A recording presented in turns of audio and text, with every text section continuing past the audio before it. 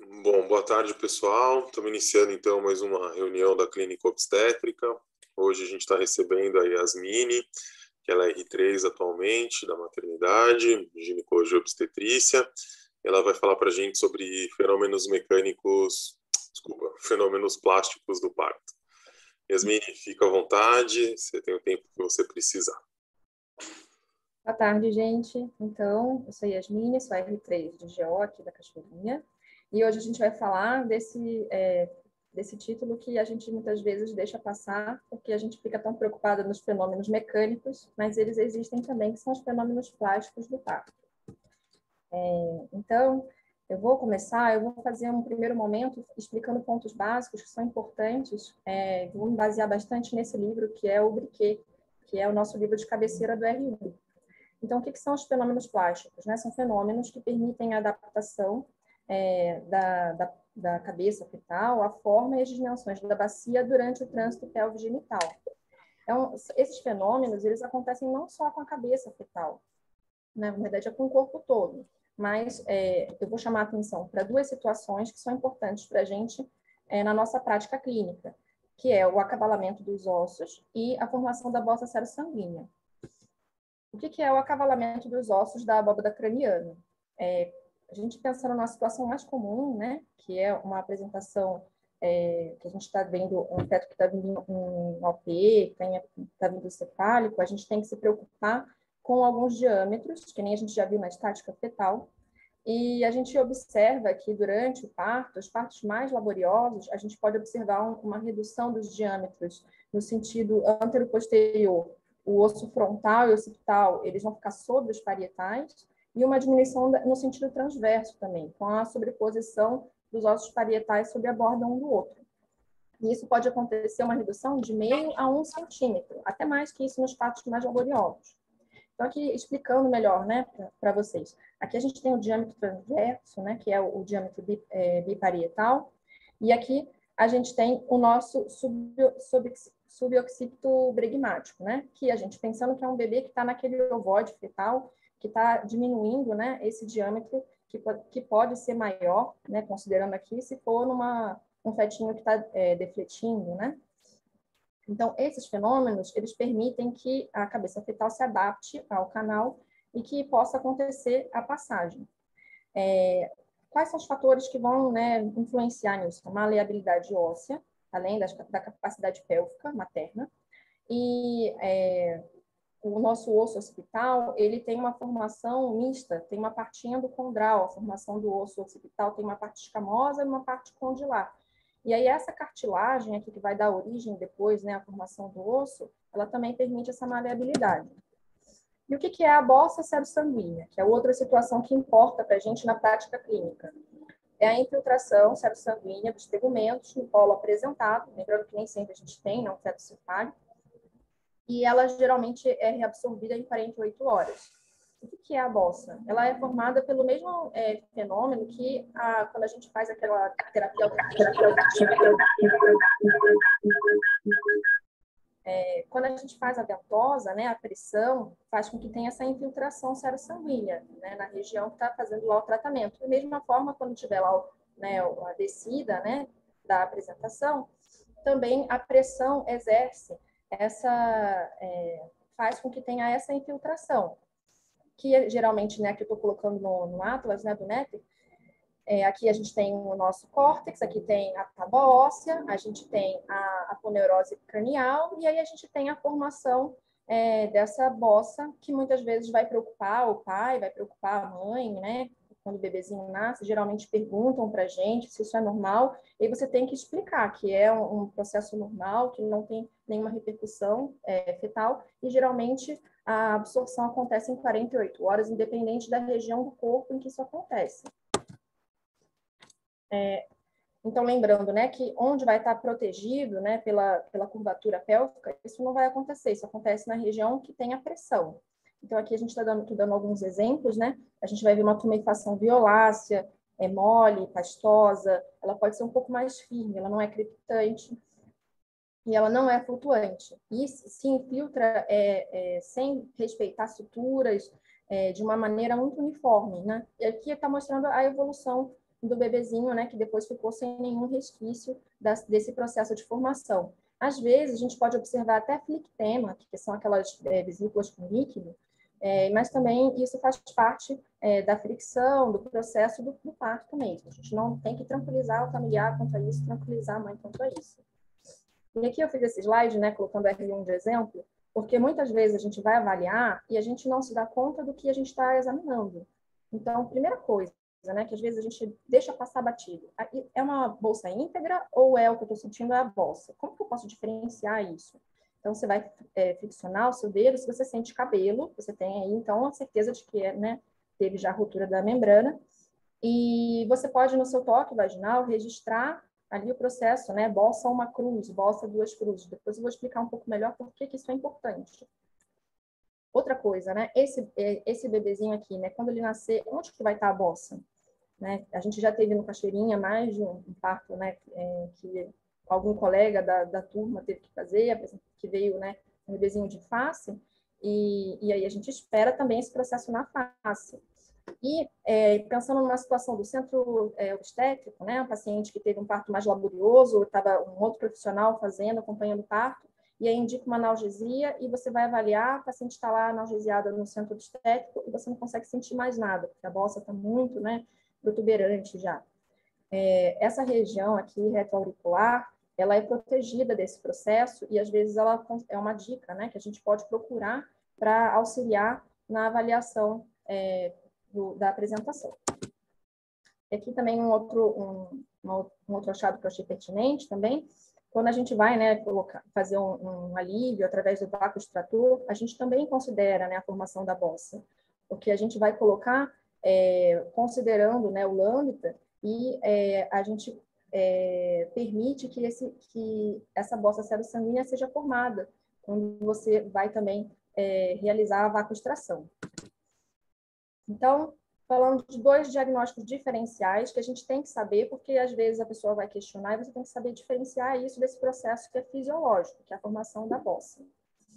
O primeiro é a meningoencefalocele, que é uma malformação óssea que não tem nada a ver com o processo do parto, tem uma característica de localização fora de suturas, que você percebe tensão, que depende da tosse ou do choro do recém-nascido. E é um processo de formação da tábua óssea, que teve algum defeito. E o cefalohematoma. O cefalohematoma é uma coleção de sangue entre a tábua externa do osso, né, entre o periósteo descolado, e aí a gente tem que ligar um sinal de alerta quando a gente vê um cefalohematoma. Por quê? Porque ele está associado ao trauma periparto. Então, diferente da bolsa sero-sanguínea, a gente pode considerar que a formação do cefalohematoma é que esse parto não foi tranquilo. Não foi um processo inócuo. Então, aqui, a gente não precisa fazer exame radiográfico para ter o diagnóstico, né? A gente vai fazer um exame clínico, mas eu estou só chamando a atenção para vocês que, assim, aqui na bolsa sero-sanguínea é uma infiltração difusa que a gente consegue até observar de parte mole. E aqui, no cefalohematoma, essa imagem está bem, né, fácil de ver, né, que é uma formação que ela vai respeitar a sutura e ela tem algumas outras características que permitem que a gente diferencie bem facilmente com o exame clínico. Então, o cefalohematoma, ele não surge logo imediatamente após o trauma, ele surge geralmente em 1 ou 4 dias de vida. Ele tem um caráter crepitante, lembra que eu falei que a bolsa é um pouco mais firme, né?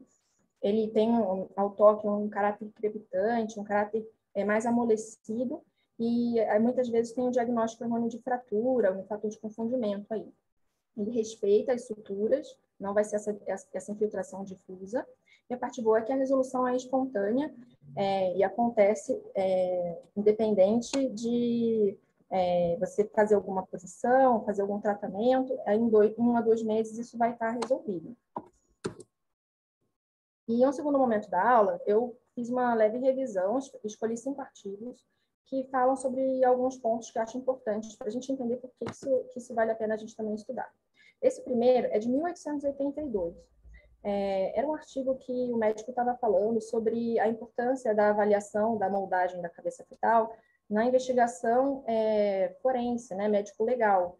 Porque muitas vezes o médico relatava, né, falava, foi um parto pélvico, ou então tinha uma situação de óbito neonatal, e aí tinha uma suspeita de violência, e ele ressaltava isso: o obstetra experiente, ele consegue dizer qual foi o mecanismo de parto, ele consegue verificar, e isso em 1882 já era importante, né? A ponto de falar em juízo, eles tinham dificuldades quanto a isso. E nesse artigo, esse médico pontuava. Esse outro artigo eu achei bem interessante, foi feito em... Vocês não estão vendo, né? Aqui, tudo escrito, né? Vou minimizar aqui um pouquinho. Melhorou. Esse estudo foi feito em Joanesburgo, ele foi feito em 2008, e é interessante porque eles tinham uma maternidade de grande porte, que tinha uma grande necessidade de assistência obstétrica, eles chamavam geralmente os obstetras, naqueles partos mais laboriosos, e existia essa preocupação do diagnóstico de desproporção cefalopélvica, que é um diagnóstico que a gente faz associando, né? A gente pode fazer acompanhando o partograma, a gente vai ver que tem uma falha na dilatação, na descida, e geralmente é na descida, e que a gente vê um aumento da bossa. Então, o que eles fizeram? Eles pediram para um examinador cego quanto a dados clínicos, que não tinha envolvimento com a assistência obstétrica, era um examinador bem experiente, e ele ia na maternidade e avaliava. Ele avaliou 504 gestantes com mais de 37 semanas, em fase ativa de trabalho de parto, com um feto cefálico. Tinha um controle ultrassonográfico quanto ao nível de acerto dele, tinha um nível de acerto de 90%. E aí eles acharam tiveram, né, alguns achados, eles descobriram ali, né, na verdade, confirmaram que a avaliação clínica, né, ele conseguia avaliar o nível de sobreposição das suturas e associou isso a um risco de desproporção cefalopélvica. Eles acompanharam depois e perceberam que existia essa relação entre as pacientes que esse examinador experiente podia dizer que, né, tinham uma suspeita de uma desproporção e que realmente evoluíram com uma necessidade de cesárea de urgência. Isso associado a outros fatores, como a duração do parto, como peso fetal, mesmo assim, fatores que são possíveis da gente reproduzir com um simples exame físico, eles associaram, por exemplo, a altura, né, da pelve materna, e a gente observar a formação do caput sucedâneo, que é quando a bossa fica tão grande que os antigos falavam que era uma segunda cabeça formada, eles conseguiram associar isso. Então, é importante que a gente tenha esse olhar clínico, né? Não estou querendo discutir o artigo, a fragilidade, a reprodutibilidade, mas é interessante que tenha, né, um grupo que está estudando isso, que esteja, né, reforçando isso. Aqui, por um outro lado, vou mostrar um artigo que já é de um grupo que tem um estudo em fatores, eles estão procurando fatores biomecânicos que possam dizer, predizer, né, a qualidade de parto, a viabilidade do parto via baixa. Então, eles acompanharam 7 pacientes e fizeram uma ressonância, primeiro fora de trabalho, anteparto, de 36 a 39 semanas, e fizeram um segundo exame de ressonância no período expulsivo. E eles acompanharam essas 7 pacientes, foram 5 partos vaginais, 2 cesáreas de emergência, um com uma loba de fósforo, tiveram fetos que pesaram entre 3,95 kg e 4,525 kg, todos tiveram no 5º minuto um Apgar 10 e não tinham comorbidade. E aqui é interessante a gente ver, né, que na imagem da ressonância, né, a gente está usando uma super tecnologia para ver uma coisa que a gente observa na prática obstétrica mesmo. Tem a formação da bossa, né, que ele fala que é sugar loaf, que é decorrente da pressão ali na passagem do canal de parto. E eles observaram que todas essas 7 pacientes tiveram a sobreposição, né, dos ossos de acordo com o que o Briquet falava lá no início. Então, eles observaram, o frontal que está indo sobre o parietal, o occipital que está indo sobre o parietal, e eles observaram que todas as 7 passaram por esse processo e apenas 2 foi possível fazer o diagnóstico, né, desse processo pelo exame físico, mas todas passaram por isso. Então, aqui a gente pode observar, né, que o bregma aqui diminui bastante de tamanho, que a gente também verifica no decorrer do parto, né? Que se a gente demora muito para tentar avaliar a variedade, isso pode atrapalhar a gente, porque fica menor, né, a nossa referência. Aqui a gente pode ver a sobreposição, né, que a gente vai ver do parietal, do frontal sobre o parietal, e aqui também o nosso lambda, né? Olha como que está diminuindo aqui de tamanho. Isso eles observaram, são alguns exemplos. E eles trouxeram algumas discussões. Duas pacientes tiveram essa necessidade de resolução via alta, por desproporção cefalopélvica, e esses 2 fetinhos foram os que tiveram maiores reduções de diâmetro, ou seja, foram realmente os partos mais laboriosos, compatível com aquilo que a gente já esperava. Mas uma coisa interessante é que essa tercigesta, ele tinha 3 partos normais, né, que já era o terceiro parto normal, teve um feto de 4,525 kg, teve um parto vaginal espontâneo de 15 minutos de período expulsivo. A princípio a gente pensa, né, tudo tranquilo, e foi o bebê que estava entre os 3 que tiveram maior moldagem. Então, assim, não necessariamente está ligado a um parto laborioso. Isso pode acontecer dependendo da pelve materna também. Então, a gente não pode engessar que essa situação necessariamente vai ser um diagnóstico de desproporção cefalopélvica. Depende desse equilíbrio materno-fetal. E esse último estudo eu achei muito interessante, porque ele é feito com mães ugandenses, e traz a realidade da África subsaariana, que tem uma população com uma desnutrição importante, muitas vezes, né, uma população que tem uma desnutrição crônica, e aí, quando, né, essa mãe que na infância sofreu, né, com a desnutrição, tudo, ela fica apta a ter um feto que vai desenvolver o potencial genético da população, ela tem uma pelve pequena, que pouco se desenvolveu, e vai ter um fetinho de tamanho normal. Então, a chance de desproporção cefalopélvica nessa realidade é muito grande. E eles têm essa dificuldade, eles têm essa preocupação, tem um risco de morte aumentado por esse motivo. E aí eu achei interessante, porque eles utilizaram uma base de dados, eles compararam mensurações antropométricas maternas e o registro da moldagem da cabeça fetal. Verificaram em 412 mães com partos cefálicos espontâneos. E aqui eles fizeram uma medida que a gente já abandonou na obstetrícia moderna, né? Que é a pelvimetria externa. Antigamente, né, tinha até aparelhos que podiam medir isso, e eles perceberam que o aumento da pelve materna era um fator protetor para acontecer a desproporção cefalopélvica, né?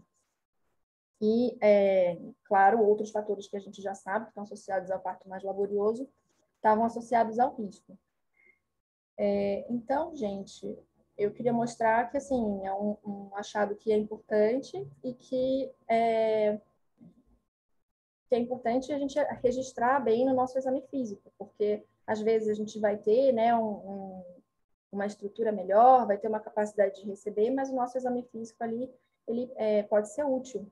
E é importante que a gente possa também explicar sobre esses processos também para a mãe, depois quando recebe o fetinho. É isso, gente. Obrigada. Legal, Yasmine, obrigado a você, foi ótimo. Espera só um pouquinho, você não quer voltar lá? Volto.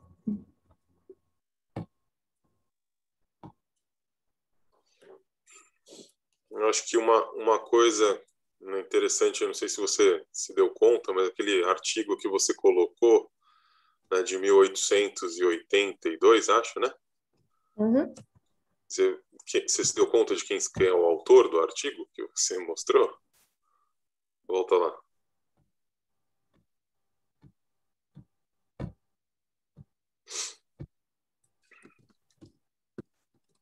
Aqui.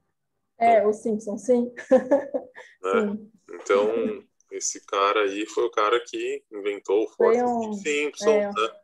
O cara escreveu o primeiro tratado de obstetrícia que a gente tem notícia, né, na história médica.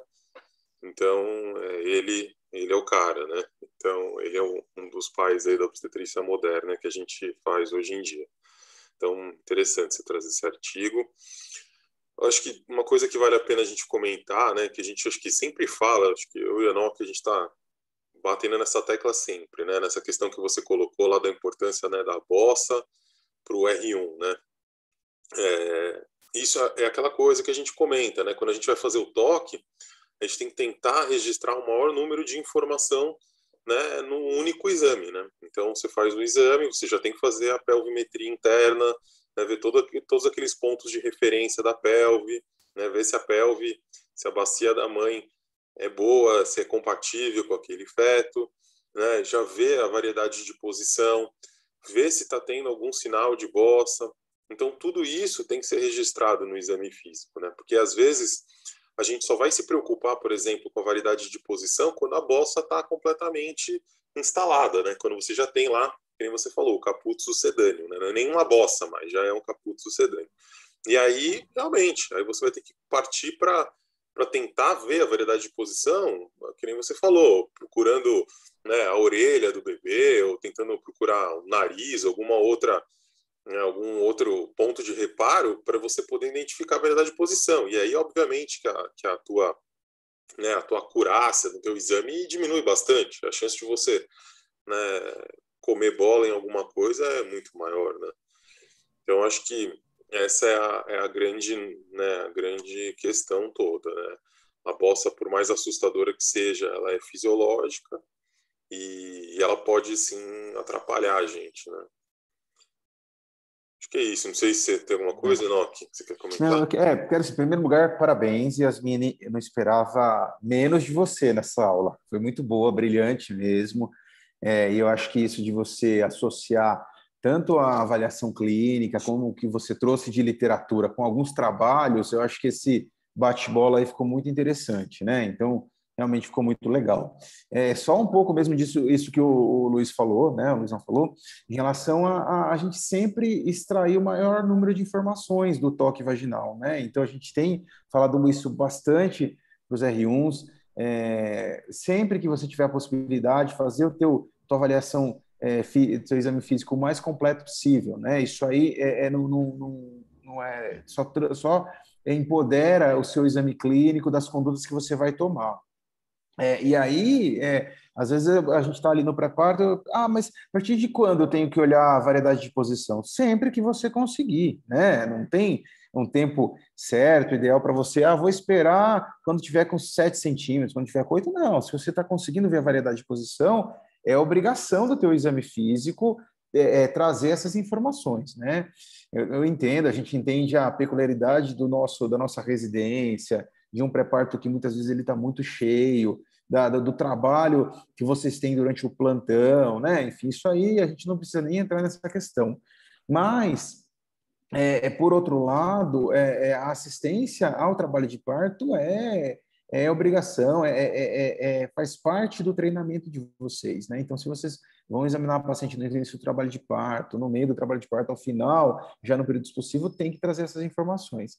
Em outros serviços, às vezes a gente escutava um pouco disso que o Luizão falou, né? Eu sempre conto essas histórias, que quando vai fazer um toque vaginal no início do trabalho de parto, poxa, não dá para ver a variedade porque a bolsa está íntegra, o feto está auto-imóvel. Legal. No meio do trabalho de parto, puxa, não consegui avaliar direito, não deu certo, tal. Aí no final do trabalho, agora tem a bosta, já não dá para ver mais. Poxa, quando é que a gente vai esperar para ver a variedade de posição? Quando o bebê estiver nascendo, né?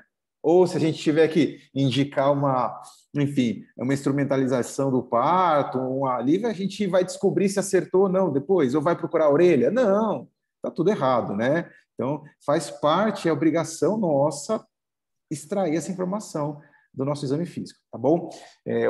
Só para contar, né, só causas aí, outra vez, há muitos anos atrás, uma colega que não está mais no plantão com a gente, já não está aqui na Cachoeirinha mais, mas ela contava que ela tinha uma colega formada em outra escola e que lá, poxa, para ver variedade variedade de posição era por ultrassom.